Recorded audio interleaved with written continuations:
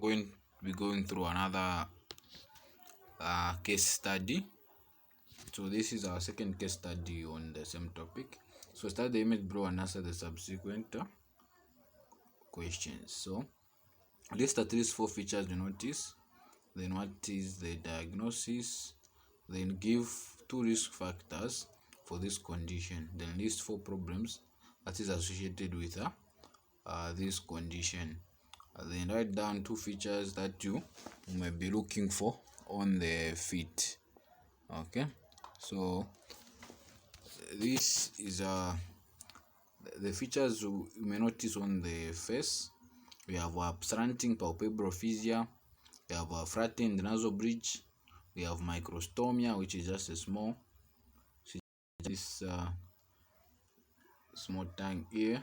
So the tongue have the small mouth, that's microstomia. Then macroglossia is the big tongue. So they have a small mouth but a big tongue.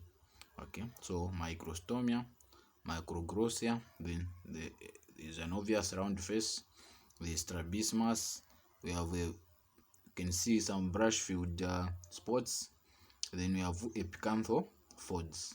So these are some of the features you can see on the face. Then what is the diagnosis? So diagnosis is Down syndrome or trisomy 21.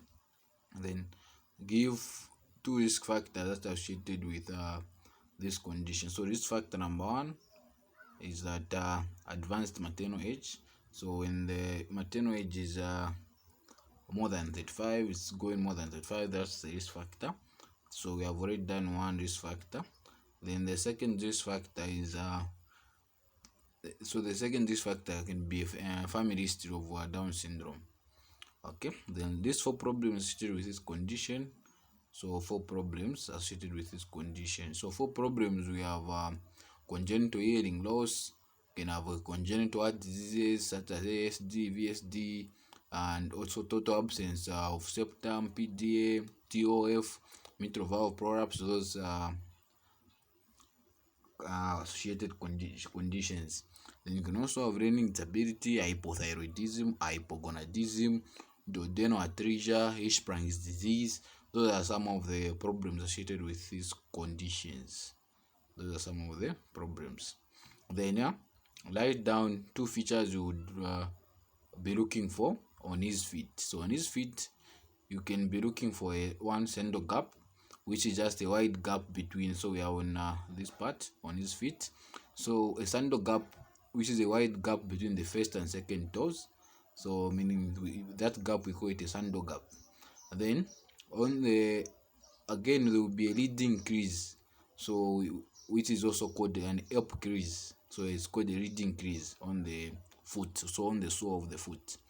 And then the other thing maybe you can note is a short and broad toes. So that's some of the things you'll be able to note on this examination on the patient's foot. Okay, thank you for watching, and subscribe on YouTube, bell notification, and also check out other case studies as well.